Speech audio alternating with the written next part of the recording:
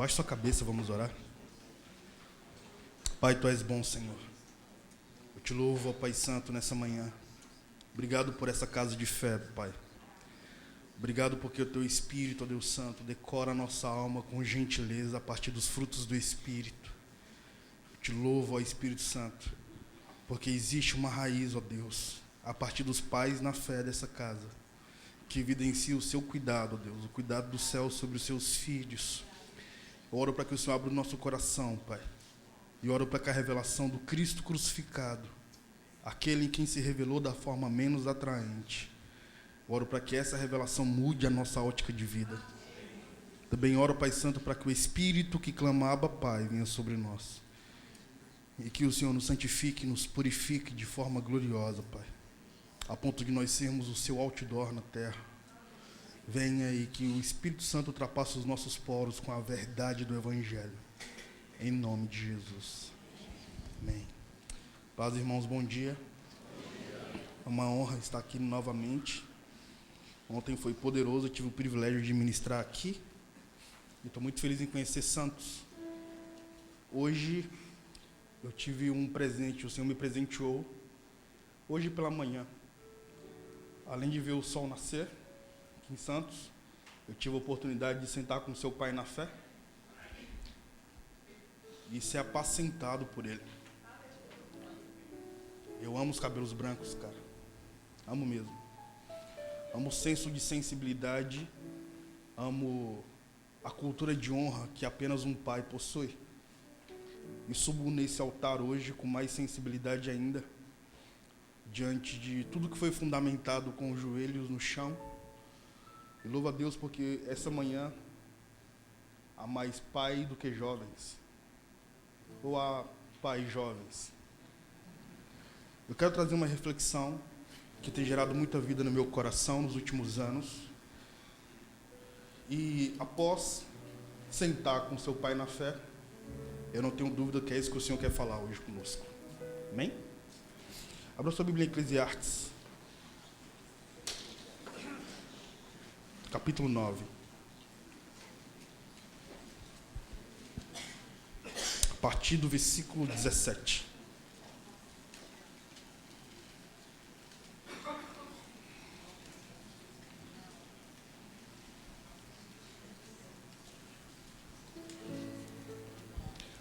Para quem não me conhece, muito prazer, eu sou Gilberto Araújo. Eu sou líder de uma organização acadêmica chamada FIRE Universitário.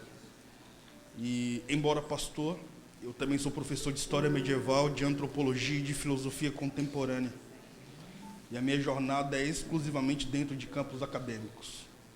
Como eu falei ontem, eu não sou um pregador de púlpitos, eu sou um acadêmico e ministro exclusivamente para galera que pensa antropologia, filosofia, sociologia, história, antropologia, e amo homens que têm dentes no cérebro, que mastiga cada palavra e que expõe uma criticidade social. Eu não acredito que o Senhor gera fetos anicéfalos. Estão comigo? Eclesiastes 9, versículo 17. Eu não creio que o Senhor gera fetos anicéfalos. Eu creio que o Senhor gera homens que pensam e que traduzem a glória dele para tempos específicos. Como diz um cara chamado Russell Shedd, ou melhor, Francis Schaeffer. Como diz Francis Schaeffer, como é possível traduzir o Evangelho para um homem contemporâneo? Ele diz, sendo um homem contemporâneo. Quando você traduz o Evangelho para esse tempo, é possível nós entendermos a glória do Senhor. E como diz Bill Johnson, o céu não é o nosso destino. Os céus é a nossa origem. E quando nós compartilhamos a nossa origem com as nações da terra, é poderoso. Nós temos força para evitar eclipses. E a ponto de o sol da justiça brilhar. E denunciar o caos escondido nas trevas. Amém? Eclesiastes 9, 17 diz assim.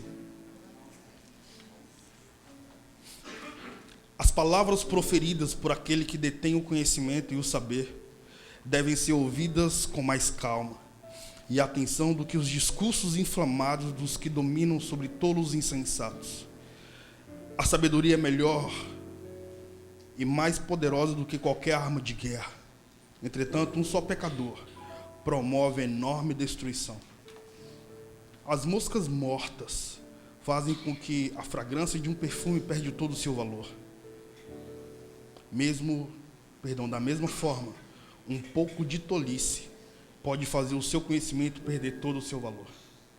Porque as moscas mortas faz a fragrância perder todo o seu perfume.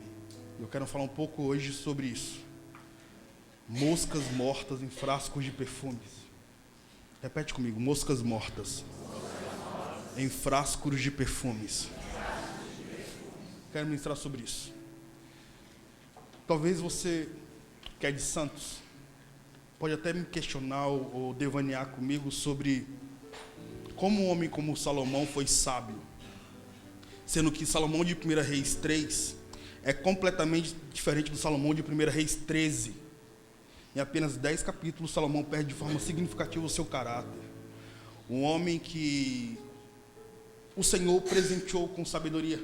No apogeu da sua juventude, é o mesmo cara que tem a sua história narrada em 3 livros da Bíblia. Livro de Cantares, que é o livro mais erótico das Escrituras.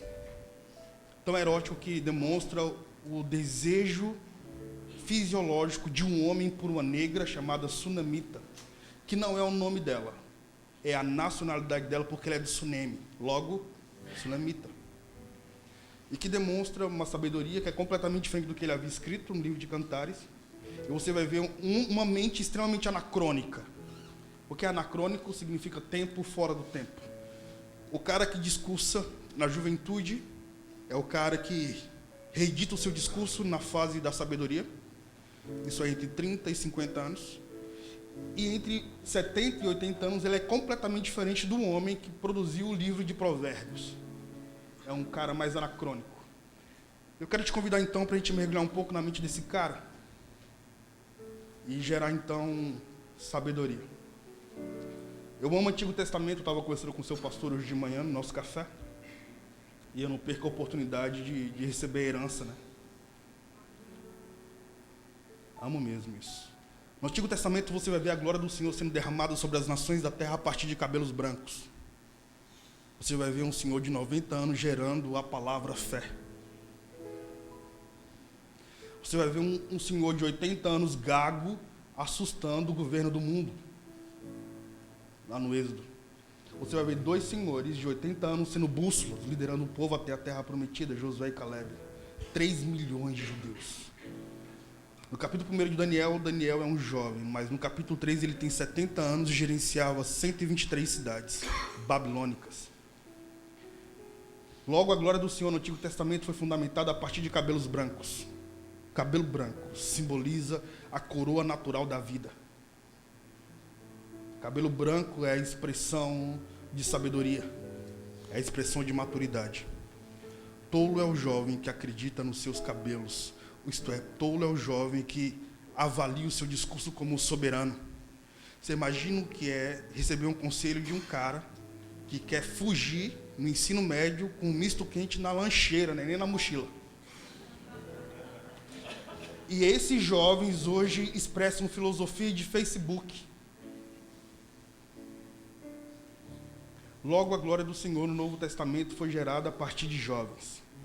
Porque eu não acredito que eu tenho um útero que vou gerar um avivamento. Eu não acredito que a minha geração vai inventar roda na fé. Depois de 2000 anos de evangelho, é mais fácil um camelo passar no fundo de uma agulha, irmão. O que pode acontecer no máximo é eu continuar o que os nossos pais na fé começaram. E tem um herói na fé na nossa nação, que é o pai na fé de um avivamento poderoso, que eu tenho denominado ele como um profeta sem nome, que é o tio Cássio, que coincidentemente eu descobri que foi o discipulador do seu pastor. Então muita coisa boa está vindo pela frente aí, segundo eu e Moisés. Eu amo os cabelos brancos, sou apaixonado por cabelos brancos. Tem um cara chamado Lewis Carroll que escreveu Alice no País das Maravilhas. Ele diz assim, já que é uma semana da juventude, né? Lewis Carroll diz assim: que pena que a juventude é desperdiçada com jovens. Logo, eu não tenho outro que vou gerar um avivamento. A grossos modos, eu não tenho outro que vou parir um avivamento. Eu vou, no máximo, continuar o que os pais na fé começaram. Isso é sensato. Foi o que o Novo Testamento evidenciou para nós. O Novo Testamento não é formado de homens de cabelos brancos. O Novo Testamento é formado por jovens. Jesus demorou 30 anos para ser o Cristo. Um cara de 30 anos é um coroa ou é um jovem?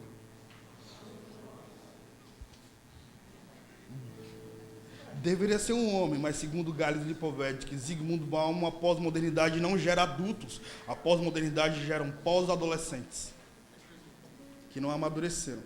Porém, o Novo Testamento é formado por jovens. Jesus, ele demorou 30 anos para ser o Cristo. João Batista começou a pregar no deserto a partir de 15 anos de idade. Estevão foi apedrejado aos 25, Saulo de Tarso tinha 29 quando viu Estevão sendo apedrejado. Aos 60 anos de idade, em 64 depois de Cristo, o apóstolo Paulo, sendo um pastor antigo, ele escreve uma carta para um jovem de 22 anos, que é Timóteo. Só que Paulo tinha 60 anos. Na carta de 2 Timóteo, Paulo tinha 62 anos e Timóteo tinha 24 anos. Logo, a glória do Senhor no Antigo Testamento foi formada a partir de cabelos brancos. Mas no Novo Testamento, a glória do Senhor veio a partir de jovens. Para pensar. 50 anos depois que João tinha visto Jesus, ele estava na ilha do Mar Egeu, na ilha de Patmos, contemporâneo ao governo de Domiciliano, em 90 depois de Cristo. E ele tem uma teofania. O senhorzinho que sobreviveu ao caldeirão de óleo fervente, ele é arrebatado para o céu, 50 anos depois que ele tinha visto Jesus. E quando ele olha para o trono, ele vê um que era semelhante ao Filho do Homem. Quando ele olha, 50 anos depois, ele diz, ele é Jesus. Ou seja, Jesus permanece com a estrutura da aparência de juventude. Só que detalhe, Jesus tinha os cabelos e a cabeça mais branca que a neve.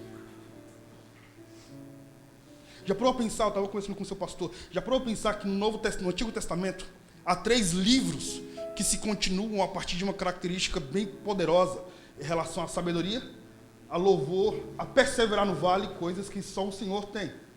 Ou melhor, características que apenas a maturidade patrocina, concorda comigo? Jó significa saindo do vale, concorda? Salmo simboliza adoração. Provérbios significa sabedoria. Eclesiastes significa maturidade. Olha a revelação veterotestamentária na continuidade das literaturas bíblicas. Jó com o Salmo simboliza, saia do vale, mas saia do vale adorando. Jó, Salmos e Provérbios, saia do vale adorando, sendo liderado pela sabedoria. Jó, Salmos, Provérbios e Eclesiastes, saia do vale adorando, sendo liderado pela sabedoria a partir da maturidade. Ou seja, existe uma fundamentação poderosa. Porque Jesus, 50 anos depois que João o viu, ao escrever Apocalipse, ele tem os cabelos mais brancos que a neve, porque foi a herança dos pais na fé do Antigo Testamento. E detalhe, Jesus não tem uma galera como círculo íntimo. Jesus tem 24 anciãos. Meu Deus, isso é poderoso demais, não é, irmão? E o texto que nós lemos? Narra a historicidade de um homem, pela qual a sua vida é formada a partir de 3 características históricas, 3 livros, como eu falei, livro de Cantares, livro de Provérbios e livro de Eclesiastes. E como ontem, essa ministração vai ter introdução, que já estou finalizando, parte A, parte B e parte C. Aí você vai poder ir para casa almoçar.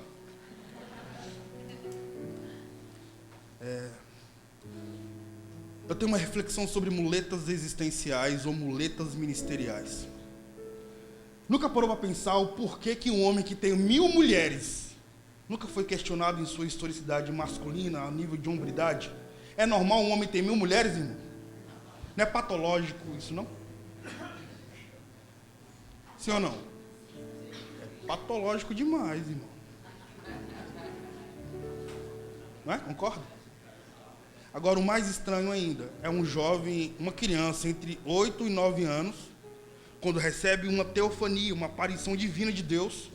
Deus aparece para uma criança e diz, pede qualquer coisa que eu te darei. Ah, é? Então eu quero sabedoria. Como assim, irmão? Se for na minha época, eu entre 8 e 9 anos, Deus aparece para mim, o que você quer? Quero um PlayStation doido, Deus.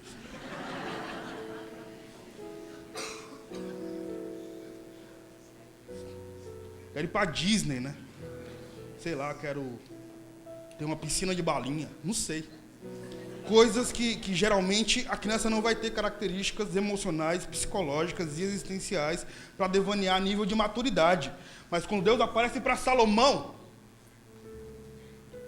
muito criança, Salomão pede a Deus sabedoria. Isso também não é patológico, não, irmão? Então, Piaget, um dos pais da pedagogia, junto com Vygotsky, ele afirma que uma criança que cresce na rua, dos 0 aos 6 anos, vai ter a mentalidade de um homem de 21 anos. Porque o sofrimento vai exercer pedagogia a nível existencial, emocional, psicológico nessa criança. O trauma monstrificará a sua visibilidade sociológica. E ele caminhará na característica da vida a partir de uma maturidade precoce. E quem é Salomão, então? Aí, estou finalizando já a parte A. Quem é Salomão, então? Salomão é fruto de um ventre chamado Betseba. Repete comigo, Betseba. E eu soube que a igreja aqui de Santos lê muitas escrituras. Então, provavelmente, tudo que eu direi a nível bíblico, você saberá. Como tem muitos senhores aqui, você tem toda a autoridade para me repreender. Levantar e falar, ei, cala a boca, menino. Levantar e ir embora. Mas, ao mesmo tempo, eu quero te convidar a um devaneio. Quem é Salomão? Como é possível uma criança de entre 8 e 9 anos receber de Deus sabedoria? Sabe qual é a possibilidade dessa característica afirmativa? Ele foi fruto de um ventre sofrido. Quem? Betseba. 2 Samuel 12. 2 Samuel 11 narra que na temporada onde os reis iam para a guerra, Davi ficou na casa real. E tinha uma mulher, esposa de Urias, que estava tomando banho. Você conhece a historicidade porque é um texto extremamente clássico. Porém, no capítulo 12, afirma que o profeta Natã chega até Davi após todo aquele ato de pecado e fala assim, Davi, havia na cidade 2 homens, um rico e um pobre. O homem rico tinha ovelhas e camelos em grande número. O homem pobre não tinha nada, apenas uma cordeirinha. Lembra que nós falamos ontem, para quem esteve aqui, que cordeirinha é um carneiro virgem.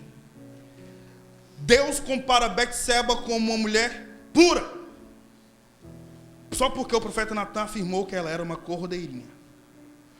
Por isso que Jesus é o cordeiro de Deus que tira o pecado do mundo. O cordeiro é um carneiro virgem, que nunca havia se acasalado e que nunca havia sofrido a nível existencial. Por isso que a lã não é crescida, porque a lã de uma ovelha só cresce quando o pastor bate em sua pele.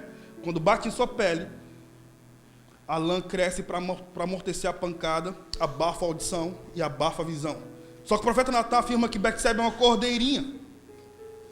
Lembra disso, irmãos? Sim ou não? Ótimo. Então eu quero desmistificar então o seriado Record, que afirmou que Betseba era uma mulher leviana.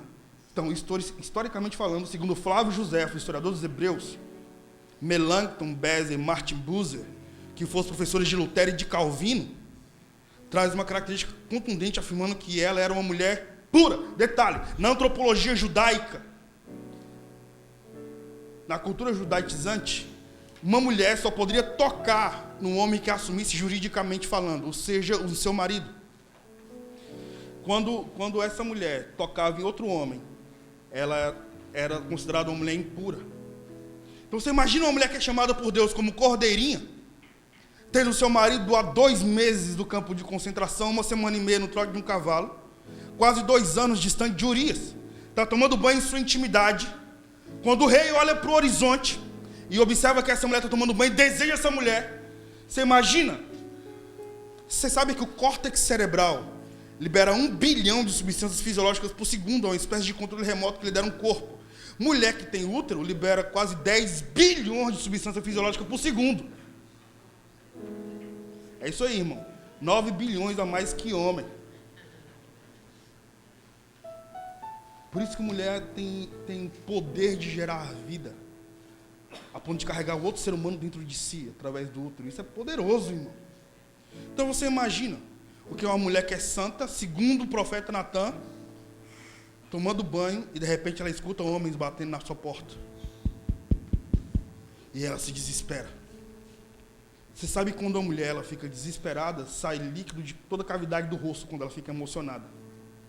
Você imagina ela desesperada porque um outro homem que não era seu marido estava batendo na porta. Aquilo a nível histórico e sociológico judaizante era escandaloso, segundo a Lana Cooper. E te aconselho a ler o livro A Sociedade do Antigo Testamento, de Lana Cooper.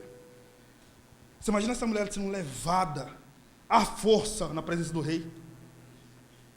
E o rei desejando ela, mesmo ela em estado de desespero. Onde é que você quer chegar, Gil? É isso, irmão. Na psicologia contemporânea, como eu falei ontem, existe a memória intrauterina, quando o feto recepciona toda a emocionalidade da mãe. Quem é Salomão? Salomão é fruto de um ventre de uma mulher que foi estuprada pelo rei Davi.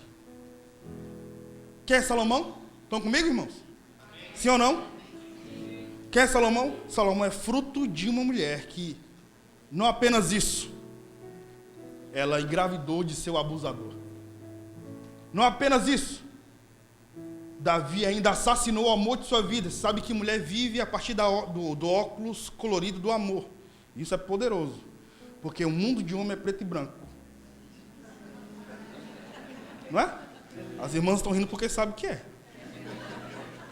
Mas o homem começa a ter a vida colorida depois que encontra o amor da vida dele.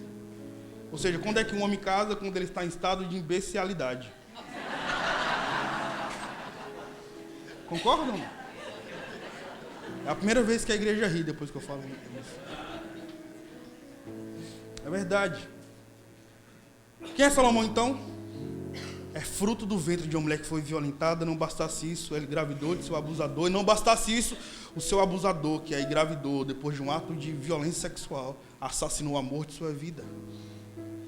Você sabe que na pedagogia, ou na psicanálise, quando Freud devaneia sobre o amor primário do homem para com sua mãe, ele afirma que o filho se apega de forma poderosamente com a mãe, por causa da emocionalidade gerada nesse comportamento sociológico, sócio-familiar. Quem é Salomão, então? Aquele que cresceu até os 8 anos, vendo sua mãe sofrendo de forma significativa a nível emocional, porque tinha uma memória de um abuso. E não bastasse isso, ela perdeu o bebê depois do 8º dia de resguardo. Como é que é a emocionalidade de uma mulher que sofre isso? E o filho que está do lado de uma mãe que sofre uma característica sociológica, psicológica, emocional dessa forma. Quem é Salomão? Então, irmão, por que ele pede sabedoria entre 8 e 9 anos? Pede o que você quiser, Salomão. Deus apareceu. Sabe o que Salomão disse? Deus, me dá o que eu nunca vi o meu pai exercendo com minha mãe. Eu quero sabedoria. Isso gerou uma patologia sociológica tão profunda em Salomão, que Salomão ele se viu a nível de hombridade masculina como um herói, a ponto de assumir toda mulher que possivelmente sofreria como sua mãe. Por isso que ele teve 1000 mulheres. Sociologicamente falando, nessa análise pessoal, não faz sentido? É o trauma, irmão, que o erro da paternidade pode provocar. Finalizando então a parte A, entrando para a parte B, para finalizar na parte C. A história de Salomão, então, ela é definida em 3 pontos. Livro de Cantares, livro de Provérbios e livro de Eclesiastes. No livro de Cantares, vou fundamentar minhas afirmativas a partir de Flávio Joséfos. Flávio Joséfos é o historiador dos Hebreus. Ele que fala de forma significativa sobre a historicidade de Israel. E quero falar também sobre Plínio Jovem, que é um grego que escreve a respeito também, ou sobre Tácito, que também escreve a respeito. Então você imagina que Salomão, entre 8 e 26 anos de idade, ele escreve um livro. Irmão, eu não quero trazer criticidade, eu quero ser bíblico, amém? Porque há verdades que só são verdades porque nunca foram questionadas. A nível eclesiástico, nós sabemos que a carta, ou que o livro de Cantares é a expressão do noivo para com a noiva, sim ou não? Então todos nós sabemos que a expressão neo-eclesiástica sobre quanto Deus ama a sua noiva, mas é um livro judaicizante, concorda? Já parou a pensar que esse livro é um livro que foi escrito por um homem que deseja uma mulher, e ele mesmo escreve a resposta que ele gostaria de ter da mulher. Então é tipo, como são belas suas curvas, ó Sunamita, são como as pérolas. Aí ele escreve a resposta que ele gostaria de ouvir dela. Ó Salomão, mas você também é poderosamente lindo. Tipo coisas do gênero. O fato é que, historicamente falando, esse livro foi escrito entre 8 e 26 anos da vida de Salomão, que descreve uma inconsequência da juventude a partir do contexto poético. E Salomão, ele é inconsequente na arte de expressar suas emoções e seus sentimentos para a mulher. Por isso que ele diz, eu gastarei a minha fortuna contigo, ó Sunamita. Como são belas suas curvas, são como as pérolas. Seus lábios são mais doces que as maçãs, e seus seios são tão saborosos como a uva. Ele é erótico, isto é, ele é jovem, ele está no apogeu de seu libido, enquanto característica de juventude. É bíblico, irmão. O tempo passa.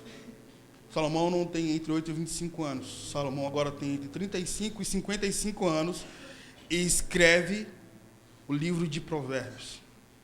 Ele já é pai, ele já é avô, já é tataravô. Segundo Flávio José, tem a 4ª geração de filhos. Por isso que ele escreve aconselhando um filho, dizendo, escuta, ó filho meu, as palavras da sabedoria. Sábio é o homem que não fica na esquina observando mulheres passar. Quem escreve isso? Um cara que tem 1000 mulheres, irmão. Faz sentido? Faz sentido, irmão? Não faz não, irmão. Aí ele escreve, 3 coisas faz a terra tremer. A 4ª é insuportável. Já leu Provérbios 30? 3 coisas faz a terra tremer. 4 coisas faz a terra tremer. A 3ª é insuportável.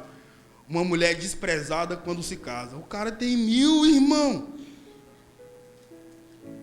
Então você percebe uma sabedoria que não é fruto do relacionamento com o divino. É uma sabedoria que é fruto de um trauma existencial psicológico que faz com que ele se move a nível humano de forma inconsequente. Como eu falei, já finalizando a parte B para finalizar na parte C. Como eu falei, Salomão, ele tem sua historicidade narrada a partir de características de 3 livros. Mas Salomão de 1 Reis 3 é completamente diferente do Salomão de 1 Reis 13. Em apenas 10 capítulos, ele muda de forma contundente a sua característica existencial, sociológica. E aí, irmão, você vai ver que o Salomão, que de fato viu Deus, que foi poderoso a ponto de trazer deduções a enigmas, o Salomão que edificou o templo poderoso, que segundo Melancton, ou melhor, que segundo Reza Aslan, que é um outro historiador contemporâneo, passou 30 anos escrevendo sobre Israel, sobretudo sobre Jesus, traz a afirmativa que Salomão, ele edificou um templo que, se fosse nos dias contemporâneos, custaria 200 bilhões de dólares. O templo de Salomão. Aí você vai ver na carta de Romanos, curiosamente, o apóstolo Paulo dizendo que o Senhor desprezou o templo de Salomão e ele quer reconstruir o tabernáculo caído de Davi. Isso é poderoso. Como é que alguém tão sábio como Salomão soube traduzir o coração do homem, mas foi impotente na arte de observar o transparente caráter de Deus? Porém, o homem que tinha 1000 mulheres não cuidou de uma para passar a velhice com ele. Historicamente falando, o Flávio José também afirma que ele estava impotente sexualmente aos 80 anos de idade, aproximadamente. Colocaram 2 virgens em sua cama real. Ele expulsa as virgens e ele se lembra da juventude dele. Então ele pega uma caneta ou uma pena, com tinta, pega um papiro e escreve: vaidade, vaidade. Tudo é vaidade. Tudo passa. Cronologicamente falando, o texto que se segue do capítulo 1 é no capítulo 3. Há tempo para tudo debaixo do céu. Perceba que a sabedoria de Salomão não foi consequência de uma aparição divina a partir da juventude. Foi a consequência de superar vales, porque chegou a fase da velhice. Eu fui a Machu Picchu algumas vezes. Como historiador, eu toquei no documento histórico de Salomão fazendo contratos diplomáticos com os incas. Você acredita nisso? Quem foi Salomão? Um homem que teve contato com todas as culturas milenares da época. Por isso que ele se contaminou, porque ele achou tão fascinante a cultura do outro, que ele acabou se seduzindo por aquilo que não era Deus. Aí, no capítulo 2, ele começa a falar sobre, quanto aos prazeres, não me privei de nenhum. Você imagina o que esse cara fazia? O que ele comia? O círculo íntimo dele? Ele que teve 1000 mulheres, mas não foi feliz de forma significativa com nenhuma, porque você não vai encontrar isso em nenhuma historicidade dele. Ele, então, aconselha uma geração de filhos a partir da maturidade. Por isso que o livro de Cantares é a expressão da poesia inconsequente da juventude, aquela que vive pelo libido. O livro de Provérbios é aquela que expressa a consequência do libido. É a característica do homem que sofre a consequência e tem que assumir os seus atos a partir dela. Por isso que ele aconselha filhos. Agora, o livro de Eclesiastes, é o livro de extrema, do apogeu da maturidade. Por isso que no capítulo 9, ele aconselha a sua geração de filhos, que estava até na 5ª, 7ª geração de filhos, ele aconselha eles a viverem de forma feliz com a mulher que ama. Por exemplo, para eu finalizar de fato, parte B, abre no capítulo 9, no versículo 7. Só você voltar uma página apenas. 9, Eclesiastes 9, 7. Estão comigo, irmãos? Quantos acham que eu estou viajando? Ninguém levantou a mão? Ó. Então eu posso continuar, né? Eclesiastes 9, versículo 7. Olha que interessante. Salomão, o cara que eu estou narrando sua historicidade, é o cara que não tem moral para ensinar ninguém a como viver uma vida feliz. Mas é justamente porque ele não viveu a vida feliz como deveria, que ele gera filosofia a respeito. Então ele começa a ensinar para os jovens o que ele nunca foi. Isso é clássico dos cabelos brancos. Olha, meu filho, se eu tivesse a tua idade, eu faria diferente. Não é? Meu filho, a senhora de coque que me apacenta é: olha, filho, tu vigia, menino. O que está no teu coração, hein, filho? Aí bate no peito, no meu peito, e fala: tem que mudar muita coisa aí, né? Eu só fico aqui. Deus, revela para ela que eu preciso mudar. Pode. Aí ela: tem que mudar. Tem que mudar, hein? Ou seja, é a característica de falar: tu vigia, Gil. Vigia nesse tempo. Cuidado com teu coração. Por isso que Salomão diz que o amor é mais forte que a morte. Já leu esse versículo? Poderoso, irmão. Olha o que ele diz para uma geração de jovens. Versículo 7. Portanto, vai, come com alegria o teu pão e beba o teu vinho com coração contente, pois Deus já se agradou de tudo que fazes. Esteja sempre vestido com roupas brancas, como se estivesse usando trajes de festas, e nunca deixe de ungir tua cabeça com óleo santo. Olha o versículo 9.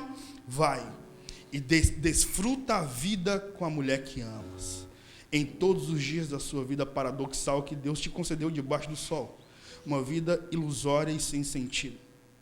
Pois essa é a tua recompensa na vida, pelo seu árduo trabalho debaixo do sol. Sabe o que Salomão está dizendo? Filho, pelo amor de Deus, filhos, escutem algo.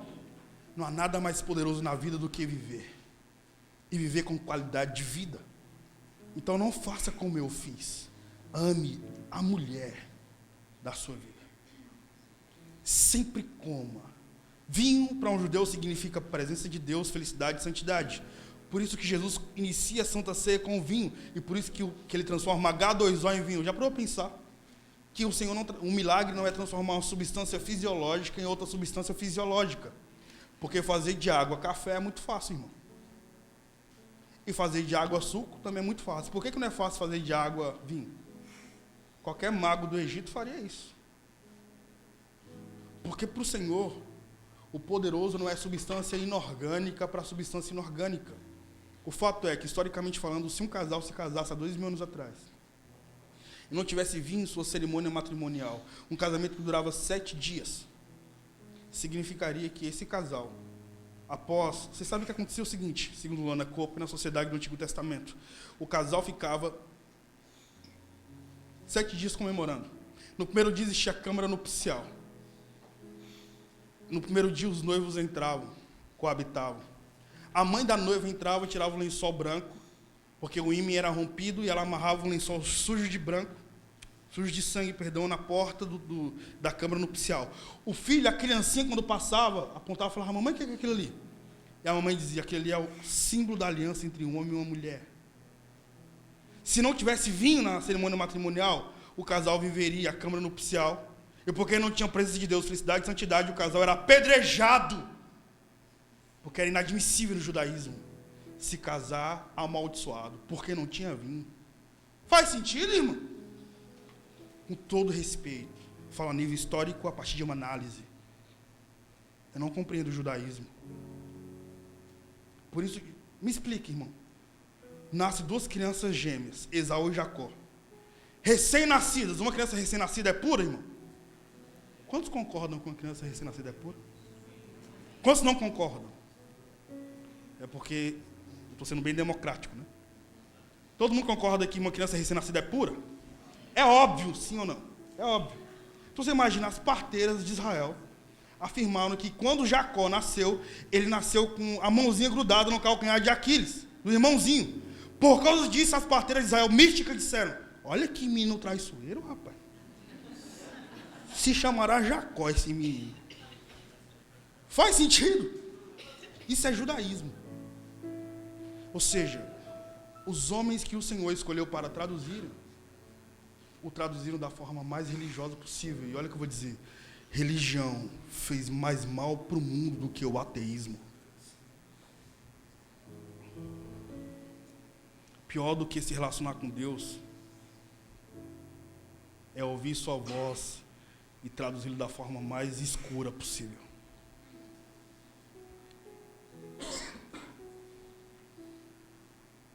Com isso,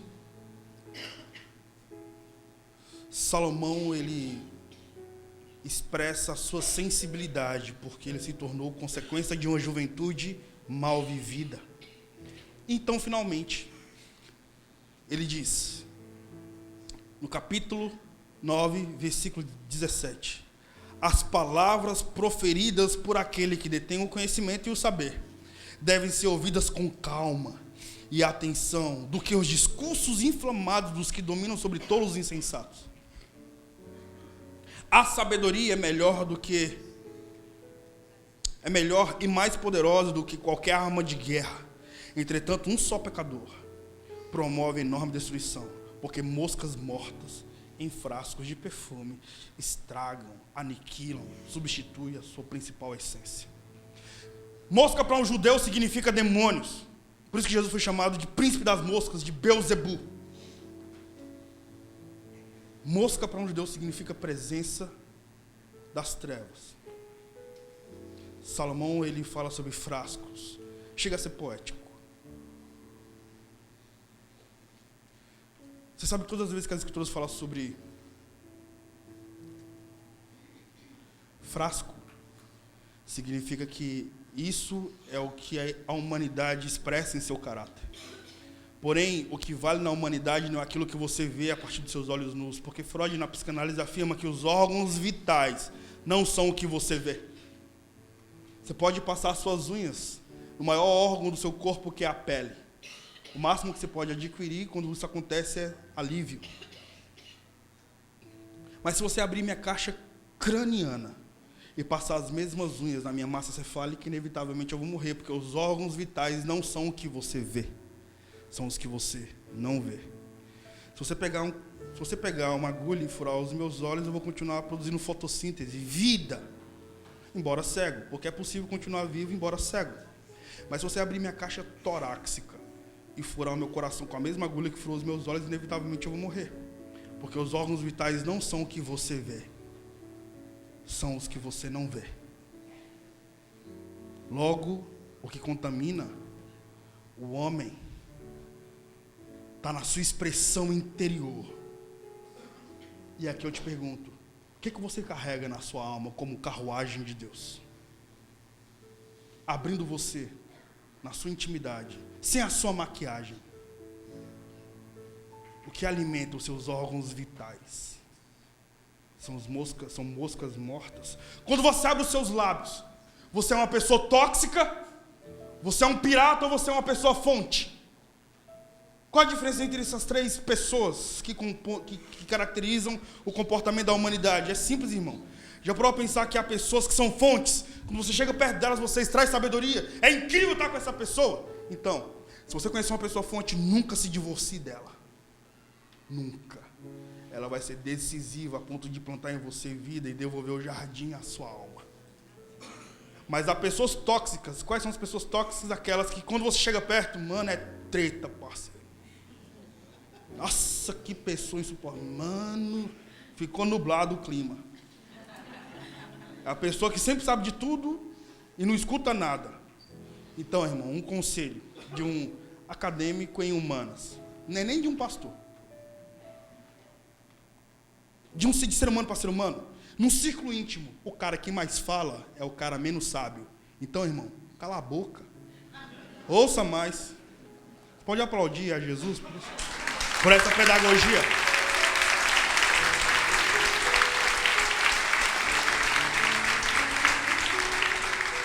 Sabe o cara que tem opinião de tudo, sobretudo de igreja?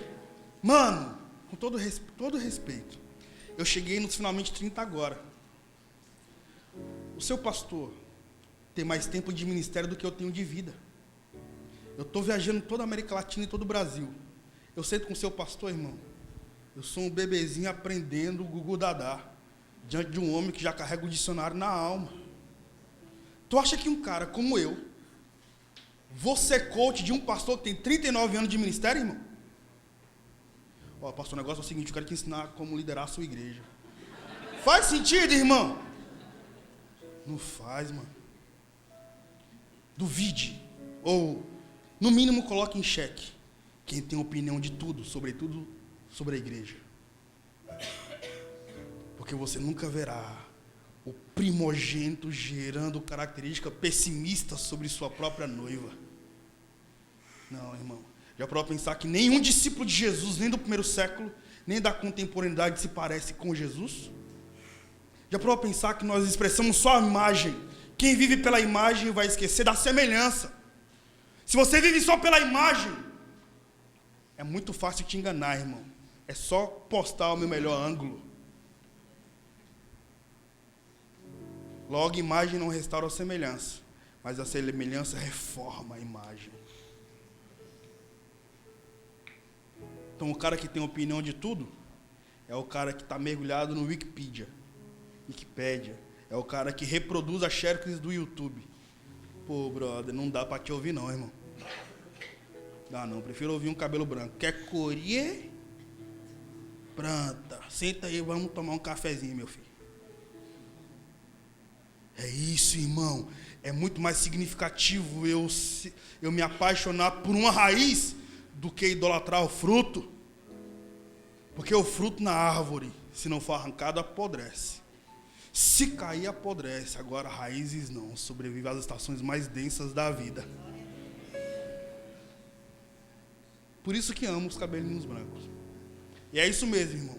Eu vim numa mobilização de jovem para te dizer: valoriza as pratas da casa.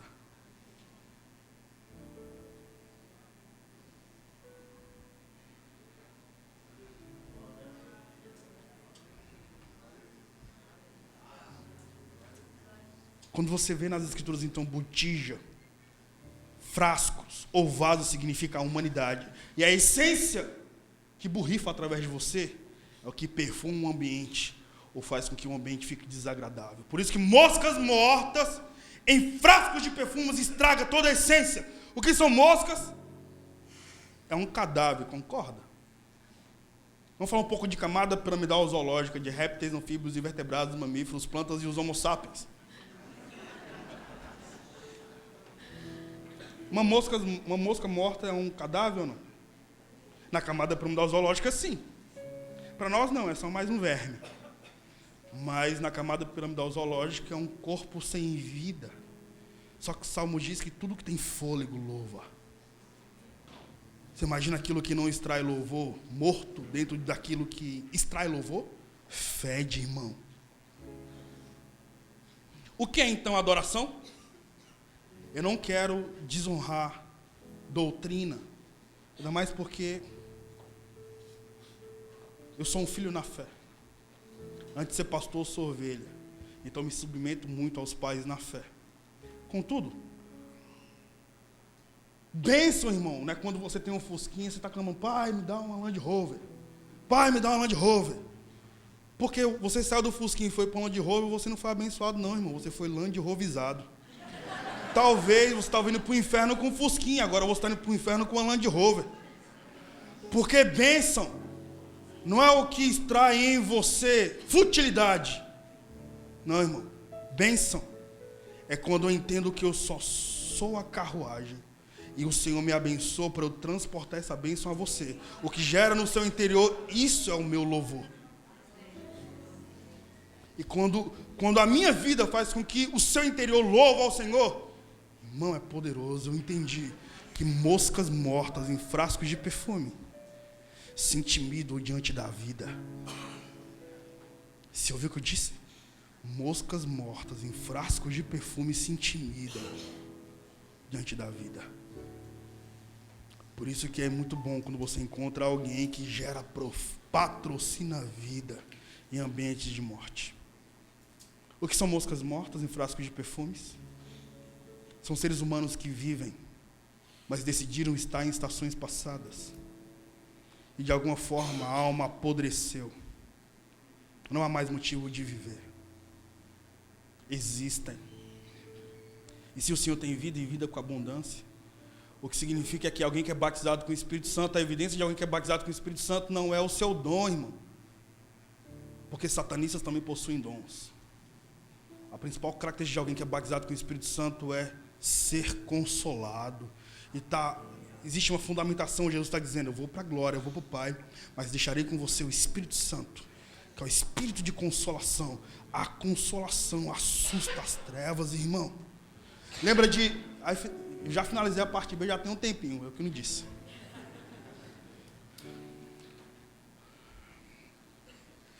Já parou para pensar que Adão, ele simboliza o plano perfeito de Deus? Porque o plano A de Deus para a humanidade não é salvar a humanidade. O plano A de Deus nunca foi te salvar. O plano A de Deus para a humanidade é domínio. Qual é a fundamentação, Gil? Gênesis.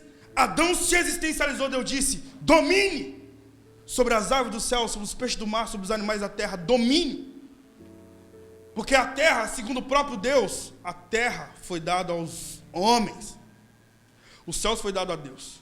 Logo, a terra não ouve Deus. A terra ouve o homem. Mas se eu dominar essa macro geografia, a partir de Cristo, eu serei uma ponte entre os céus e a terra, e essa geografia vai ser um jardim onde ele tem acesso. Por isso que as universidades, o foyer universitário, por exemplo, serão jardins, irmão. Porque há homens que transformam ambientes escuros em jardins onde o Senhor tem acesso. É como a adoração. Sabe o que significa a palavra música?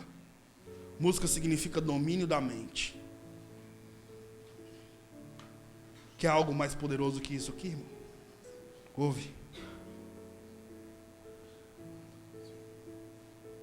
Sabe que o profeta Ageu, Sofonias, Jeremias, Daniel ficavam com a boca aberta em frente ao rio para o Espírito descer. Quando o Espírito não descia, os caras contratavam um tocador de aduf. Sabe o que é aduf, irmão?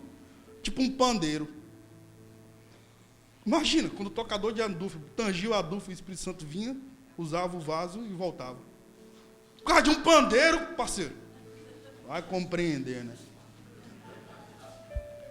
Mas o fato é que sensibiliza o coração de Deus, musicalidade. Por isso que Davi tocava uma harpa e o demônio saía, irmão. Porque quando o louvor domina o seu interior, as trevas se intimidam.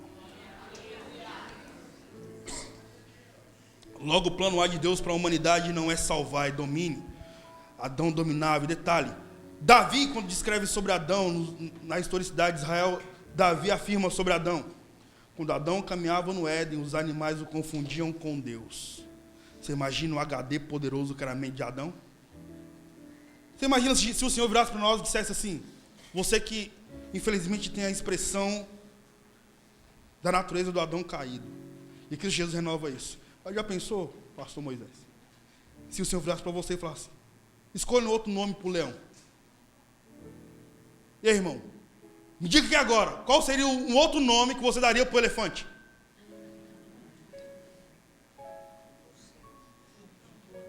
Como é que você chamaria a formiga, irmão? Segundo você?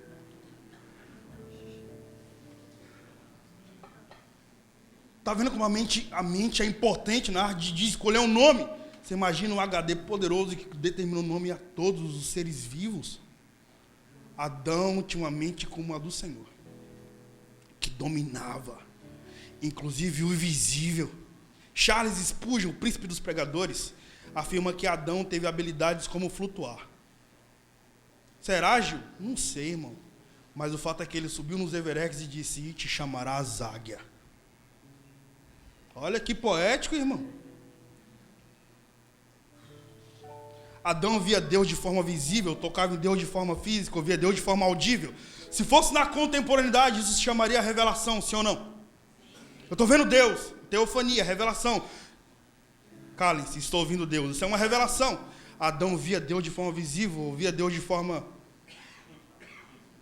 Enfim, e ele tocava em Deus de forma física. Adão tinha revelação. Eu sou professor de história, de filosofia contemporânea, e amo antropologia e leciono também a respeito. Olha o que eu vou dizer. Eu amo o conhecimento. Sabe o que expulsou Adão do Éden, irmã? Quando Adão substituiu revelação por Deus e tocou no conhecimento. Acreditar no conhecimento te expulsa do jardim, irmão. Só é possível dominarmos quando nós nos rendermos para a revelação.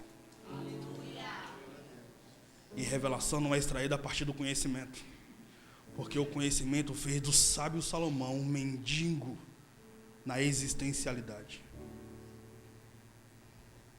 Moscas mortas em frascos de perfume estragam toda a essência. Quem fala isso? Um senhorzinho que diz, eu vivi de forma inconsequente. Bem, eu já finalizei. Porém, como eu tenho um pouquinho mais de tempo, eu preciso compartilhar com vocês algumas experiências que eu tenho. As minhas maiores experiências não foram com anjos. Eu não sei discipular anjo, irmão. Não sei discipular anjo. Anjo é assexuado, segundo a angiologia. Quem estuda teologia sabe o que eu estou dizendo. Anjo não tem libido, anjo não tem dor, anjo é feliz, dando glória, aleluia, eternamente. Eu não sei discipular anjos. Definitivamente. Eu lido com seres humanos extremamente sofridos. E as minhas maiores experiências foram com homens falidos na alma. Por isso que eu acredito que os berços da simplicidade compõem biografias de ouro.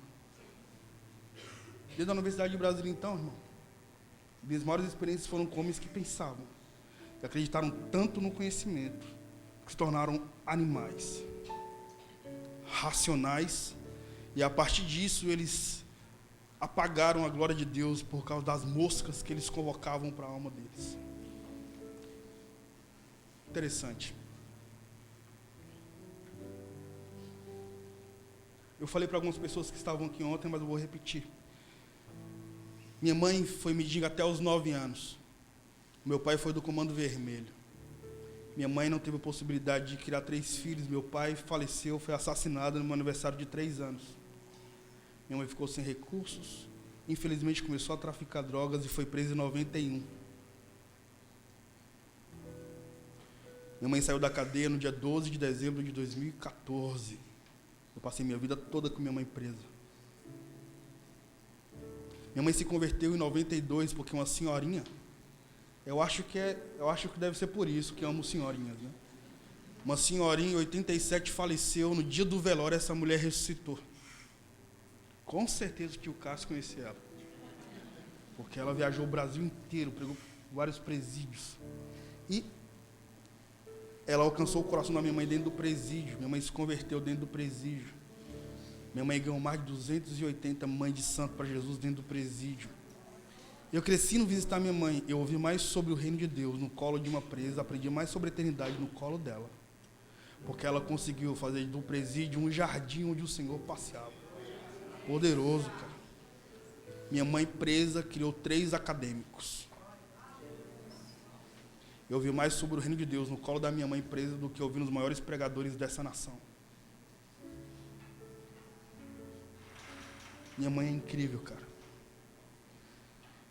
Aí vem os fenômenos sociais.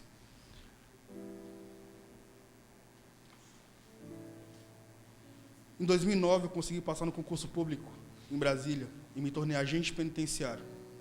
Foi temporário. Eu trabalhei no mesmo presídio que meu pai e minha mãe me conceberam.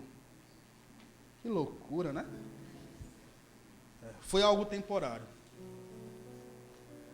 E aí, irmão, pela historicidade que eu tive, por isso que eu acredito que a educação é o Messias social.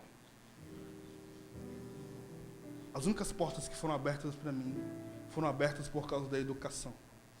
E eu acredito que o reino de Deus é pedagógico. Por isso que Jesus, ele encontrou com homens que cheiravam a peixe. E após o meio contato com esses caras, homens como Pedro, que fedia a peixe podre, após ter o contato com Jesus, transladou o mais nobre perfume da inteligência humana. Por isso que um pescador escreveu um livro de 1ª e 2ª Pedro em grego. Meu Deus, irmão! Poderoso demais. É tipo o cara que curte Racionais MCs a vida toda e é erudito. E o Mano Brown exerceu sobre minha vida a paternidade, já que eu estou falando dos Racionais. E com todo respeito eu falo sobre isso. Quantas vezes eu não ouvi, minha história é tão sofrida que daria um filme. Uma negra e uma criança nos braços solitários na floresta de concreto e aço, veja. Quantas vezes não ouvi, eu vim da selva, eu sou leão, sou demais pro seu quintal e tremi. Mano, Racionais, capítulo 4, versículo 3, me refez na minha adolescência.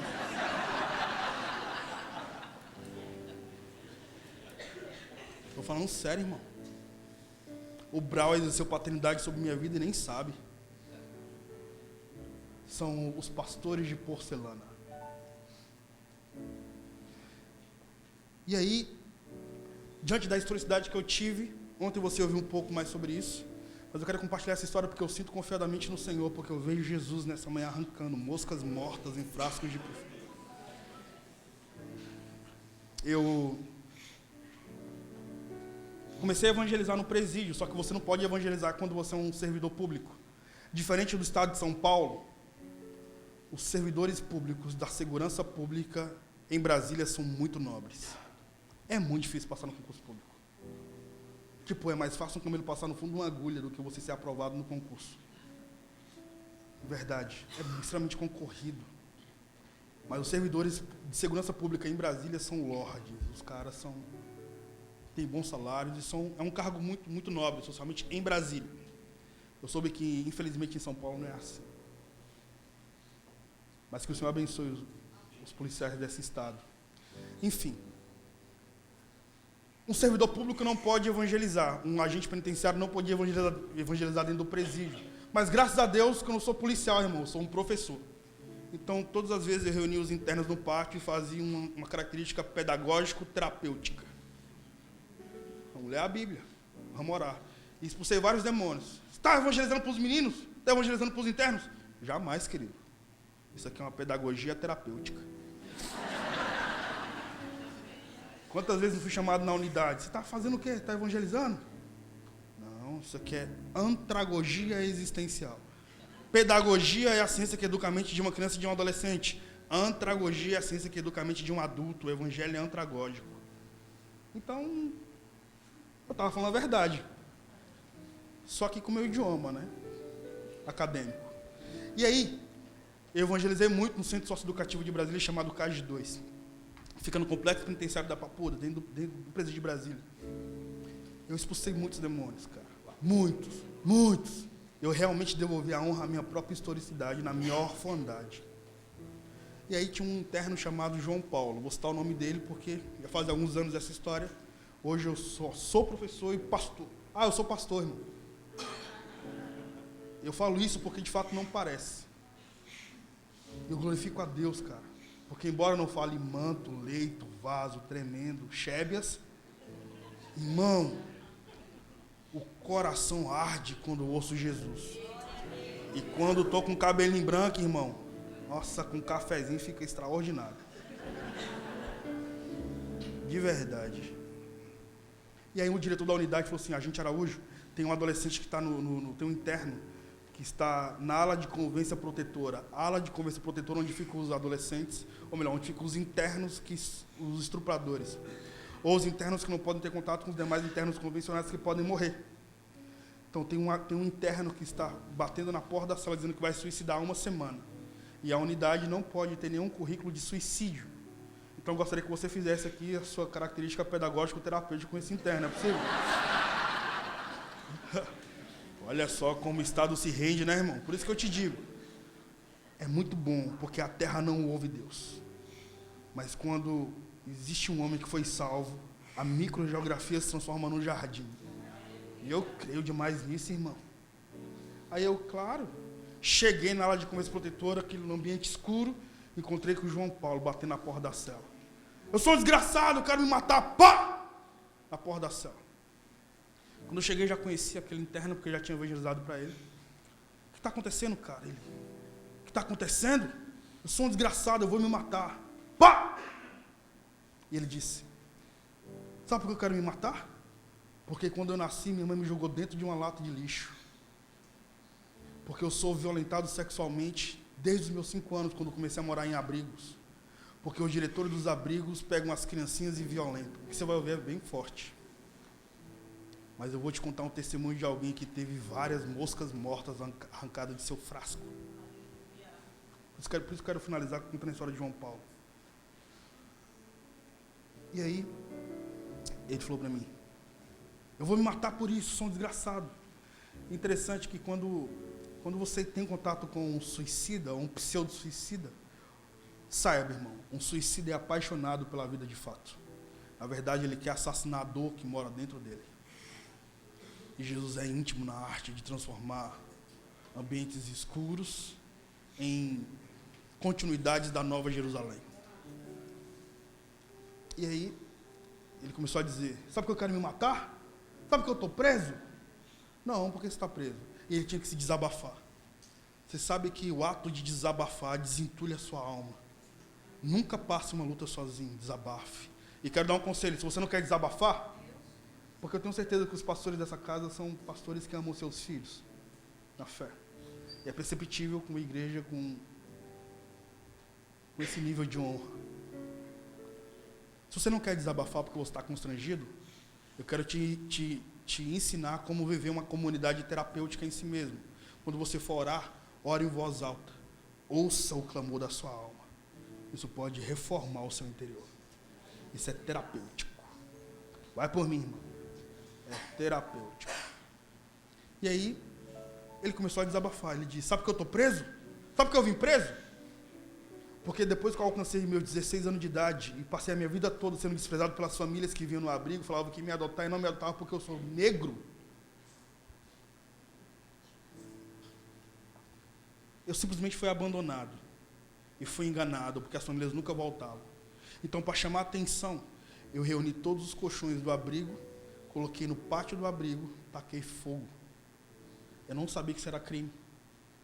Fui preso por dano ao patrimônio público e por atentado terrorista. Quando eu cheguei, aí ele começou a chorar. Cara, ele começou a bater a cabeça na porta da sala. Ele disse, eu vou me matar. Já vi um ser humano ensandecido, constrangido por estar vivo, constrangido por ser esquecido pela própria existência. Ele então disse, quando eu cheguei no presídio, quando eu cheguei no centro socioeducativo, eu fui para uma cela que tinha 7 adolescentes. Centro socioeducativo é um ambiente onde os menores infratores ficam. Eles não são presos segundo o MEC, ou segundo o ECA. Eles são privados de liberdade. Mas todo mundo sabe que é uma escola, é uma universidade de bandido, de fato. E ele falou assim, sabe por que eu quero me matar?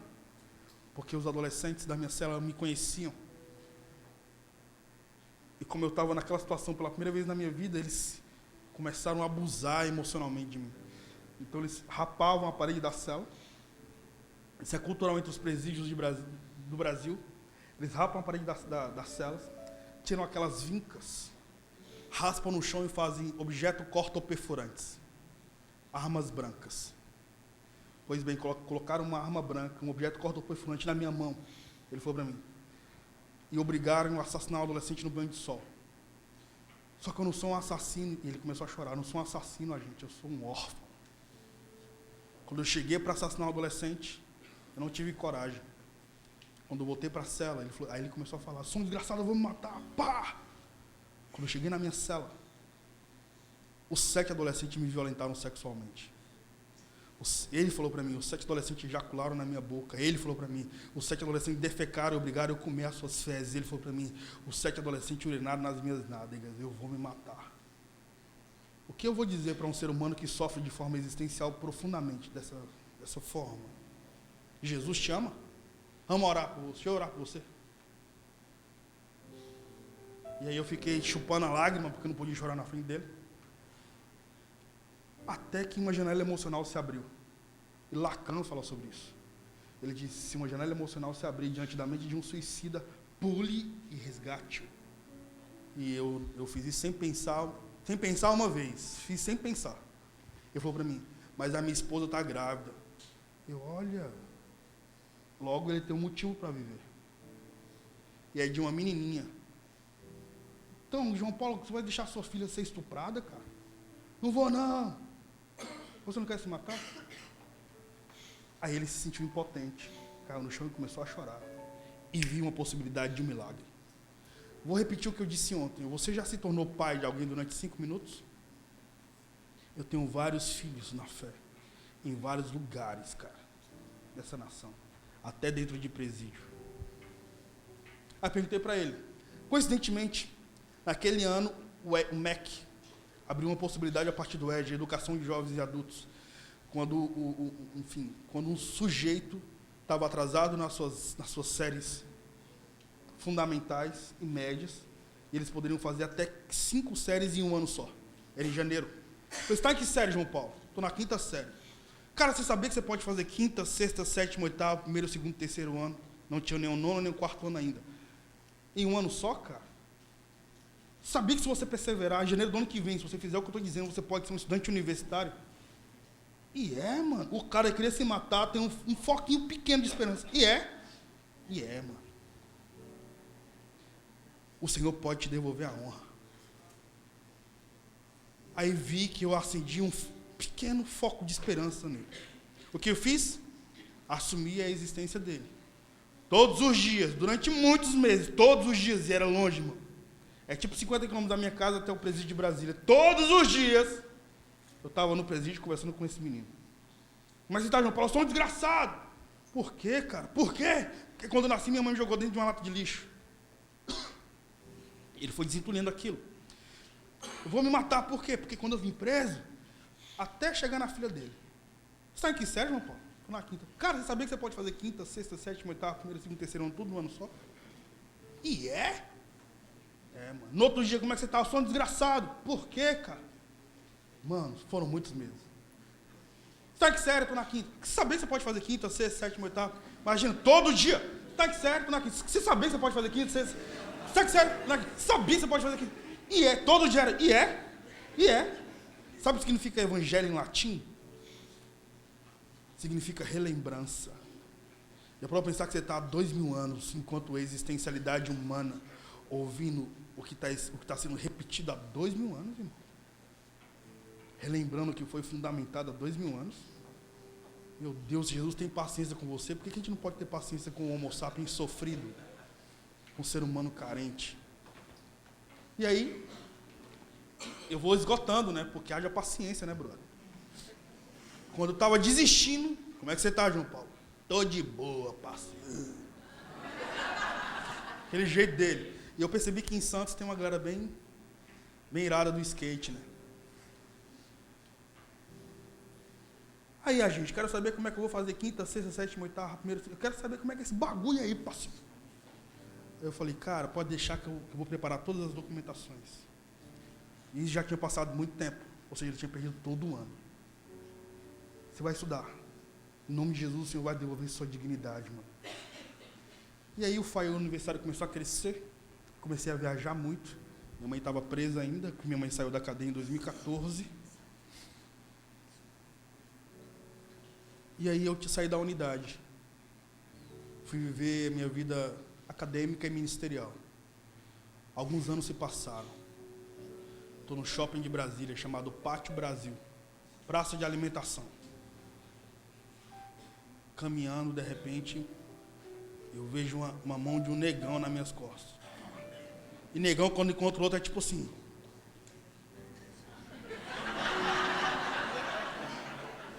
E o cara tá pensando, que bicho style, mano. Bota fé. E aí, é tipo um macho alfa encontrando outro macho alfa, né? Tipo... Não tem como abaixar a cabeça não, mano. É tipo... Se ele for o primeiro a desviar o olhar, porque eu tô na fita, mano. Aí ele bateu nas minhas costas. Quando bateu nas minhas costas, eu virei. Aí reconheci o rosto dele. Ele estava com o uniforme da McDonald's. Aí ele me abraçou emocionado e falou, tem alguns anos que eu estou te procurando. Então, eu fiz 5ª, 6ª, 7ª, 8ª, 1º, 2º, 3º ano. Aí tirou um crachá de velcro do bolso. E deu um tapão no peito. Eu sou gerente do McDonald's, parceiro. Irmão, eu comecei a chorar no shopping. Abracei ele de quase babar, assim. Deus, que incrível, mano. Um cara queria suicidar, o Senhor devolveu dignidade. Aí ele falou assim pra mim.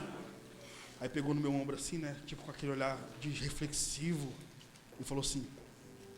E eu fiz o Enem. E ganhei 100% de bolsa na faculdade de Direito. E ele, eu acho que ele já está se formando agora em Direito. Estuda na mesma faculdade que o Renato Russo estudou, cara. Você pode aplaudir o nome do Senhor por isso?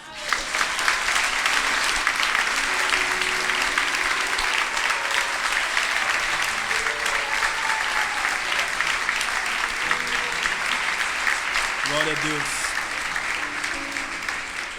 Nessa manhã, após o café da manhã que tive com o seu pastor, o Senhor me relembrou toda essa ministração. Eu amo devolução de honra. E eu acredito mesmo que Jesus, Ele é o único interessado a arrancar moscas mortas desse frasco de perfume que é você. Quantos aqui tem um sonho de fazer uma universidade? Pouquíssimas pessoas. Você me ouviu? Quantos aqui tem um sonho de fazer uma faculdade? Se eu perguntar de novo, vai ter mais pessoas que vão levantar as mãos. A última vez, quantos aqui tem um sonho de fazer uma faculdade? Hoje de manhã eu vi o Espírito Santo liberando bolsas espirituais em algumas faculdades particulares. Se você tem esse sonho, só estenda suas mãos. Pai, há muitos anos, Senhor, eu estou numa jornada acadêmica nessa nação. E eu já vi mais de 60 mil estudantes universitários devolvendo a honra, a sua jornada sociofamiliar. Eu oro para que o Senhor libere essas bolsas, Pai, para todos que levantaram as mãos. Eu oro para que essa galera vá onde eu jamais fui. Eu oro para que eles falem o que eu jamais falei. Eu oro para que eles sejam muito maiores que eu, Pai. Eu os abençoo em nome de Jesus.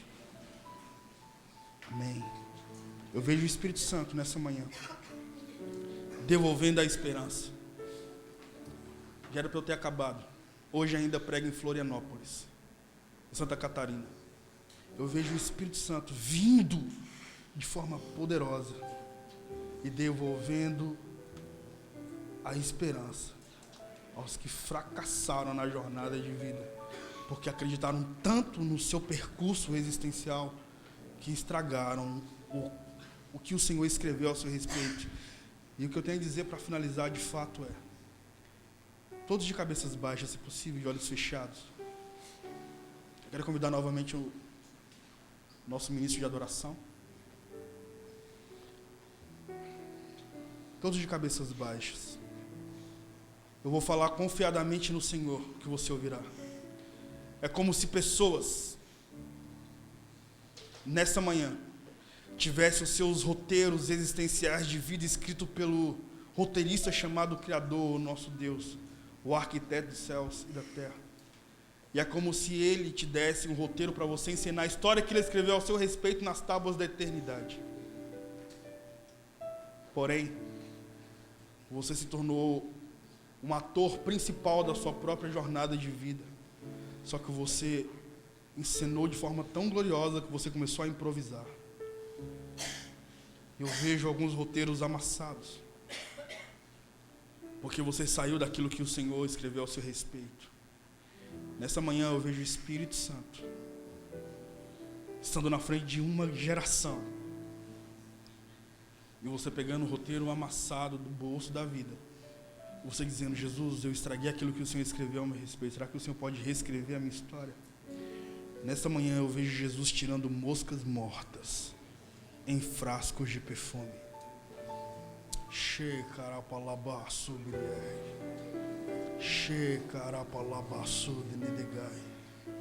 Eu vejo o Senhor vindo,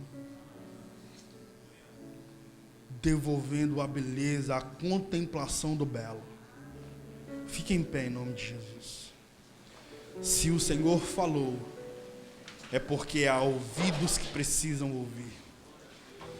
E eu quero muito finalizar respeitando a presença do Espírito Santo aqui, que é a bússola dessa casa. Todos de cabeças baixas e olhos fechados. Trazendo a continuidade daquilo que o Senhor começou a derramar ontem. A glória do Senhor, a partir do Espírito Santo, virá nesse momento. Eu vejo Jesus trazendo muita cura às feridas da alma. Eu vejo o Espírito Santo vindo com devolução de honra, devolução de dignidade. Eu vejo Jesus tirando pessoas de masmorras emocionais, cara, assassinando carrascos existenciais e devolvendo o jardim, o local onde você jamais deveria ter saído. O Espírito Santo entra nesse momento no coração de uma galera, e o Senhor começa a reformar a alma dos cansados. Se o Senhor falou, é porque há ouvidos que precisam ouvir. Se faz sentido o que você ouviu, e se você entende que o Senhor está falando com você, hoje eu gostaria de quebrar um protocolo com toda a honra, e gostaria de te convidar para você vir aqui à frente. Eu gostaria de orar por você. Mas somente aquele que de fato sentiu o Senhor trabalhando na sua vida existencial. Eu vejo Jesus trabalhando no seu íntimo, devolvendo o brilho da vida. Eu vejo Jesus interrompendo estações de depressão. Eu vejo pessoas que há muitos anos não dormem adequadamente.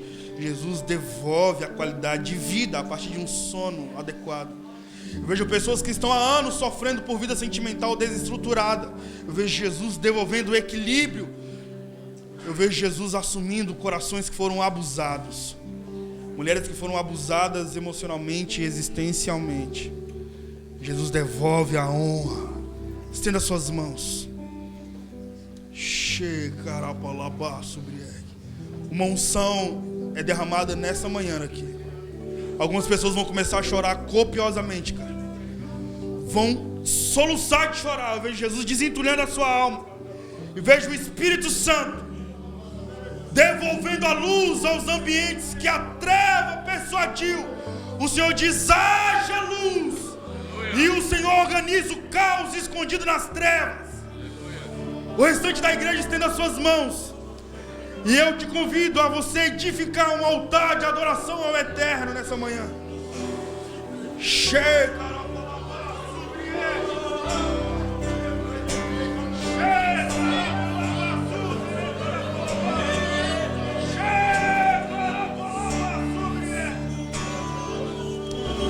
Recebam vida em nome de Jesus.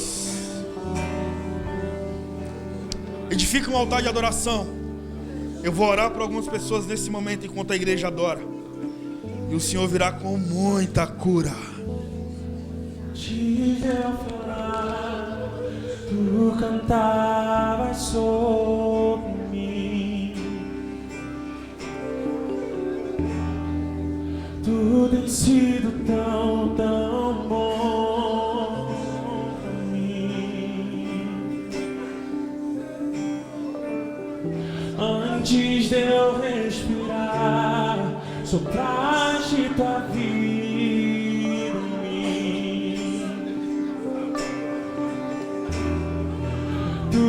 sido tão, tão bom pra mim. Oh, impressionante, infinito, ousado amor de Deus. Oh, que deixar 99 só pra me encontrar. Não posso comprar, nem merecer. Mesmo assim se entregou. Oh, impressionante, infinito, ousado amor de Deus. Amor de Deus. Aleluia. É o amor de Deus. Santo é teu nome, Jesus. Oh Deus. O amor de Deus. Oh Deus. Aqui está o teu povo, Senhor. Aqui está o teu povo, Senhor. Oh Deus. Tu sabes, ó Deus, da dor. Tu sabes, ó Pai, das marcas do passado que trouxeram, ó Pai, tanta sujeira. Mas nesta manhã, Senhor, nós estamos aqui para declarar que só o Senhor é Deus. Aonde abundou o pecado, superabundou a graça. Oh Deus, Deus, Deus. Aqui está o teu povo, Senhor. Cura, Senhor, cura.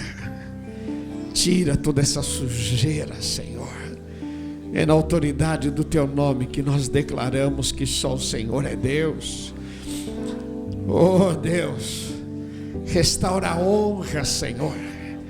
Restaura, Senhor, restaura. Oh Deus, nós dependemos de Ti, Senhor. O Senhor é a nossa força. O Senhor é o nosso pastor.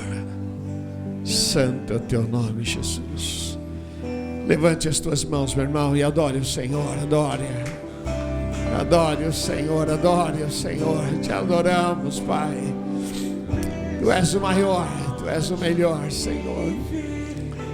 Oh, santo, santo é o Teu nome.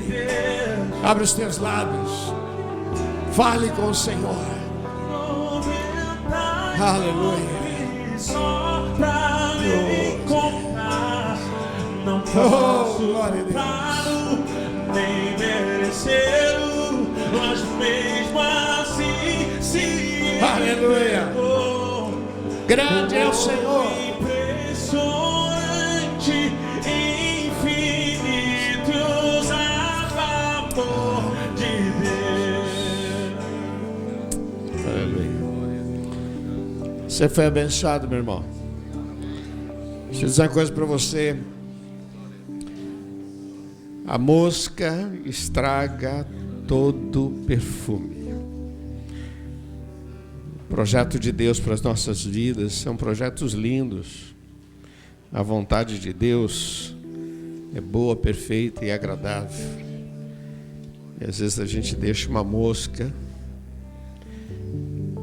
a gente se dá a liberdade, acha que a gente tem direito. Não abra mão.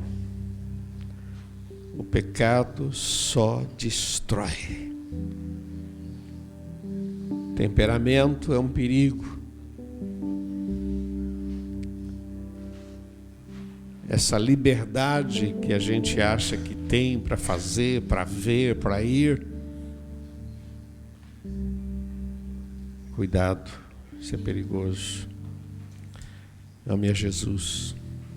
Sirva a Jesus. Dá o teu melhor para Jesus. Celebre a Jesus. Reconhece-o em todos os teus caminhos. Ele endireitará as tuas veredas.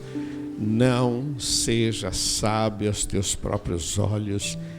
Teme ao Senhor. Aparta-te do mal. Não deixa as moscas. Que o perfume é muito bom. O que Deus tem para você é muito bom. Mas às vezes o que estraga é uma mosquinha. Você está preparando aquela carne tão bonita, aí vem uma mosca e senta, meu Deus, não é? Você está com aquele prato tão bonito na frente, com aquela, vem uma mosca e senta, oh Jesus, tem misericórdia.